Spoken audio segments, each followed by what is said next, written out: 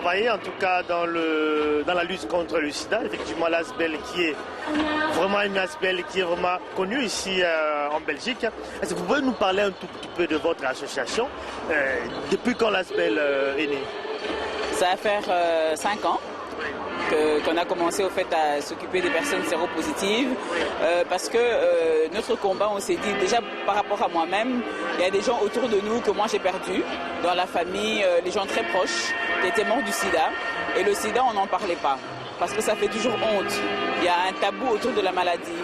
Alors on s'est dit avec mon ami Francis que ce serait mieux au niveau de la communauté de faire une association pour s'occuper des personnes et en parler, les informer sur la maladie et le traitement.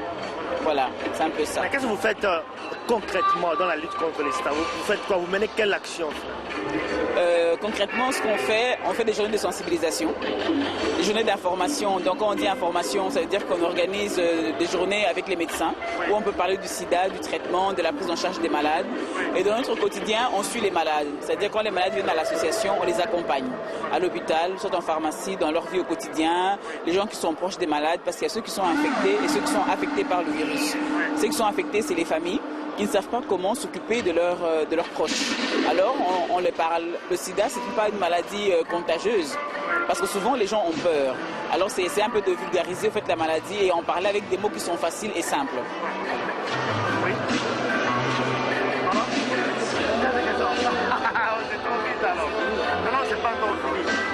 C'est vrai qu'ici, nous sommes dans le festival Maïcha. Vous êtes partenaire en fait de ce festival Maïcha. Ça fait 5 ans que le festival existe. Mais comment est-ce que vous collaborez finalement avec ce festival?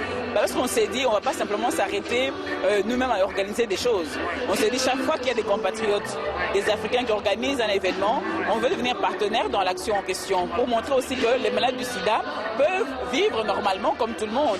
C'est-à-dire qu'ils peuvent être dans la culture, il y a des médecins qui sont des malades, il y a des avocats qui sont des malades, il y a des musiciens qui sont malades. Donc ça veut dire que le sida n'est pas simplement quelque chose d'individuel, mais on est tous concernés. Donc Maïcha, c'est le festival culturel. On a dit, l'association va aussi apporter un plus. Donc voilà, on est là. Il y a des malades qui sont là, qui ont aidé à l'organisation sans qu'on mette sur leur visage que c'est une personne séropositive. Dernière question. Est-ce que les Congolais sont conscients de la maladie? Pas toujours. Pas toujours. C'est un échec par rapport à votre combat? C'est pas un échec.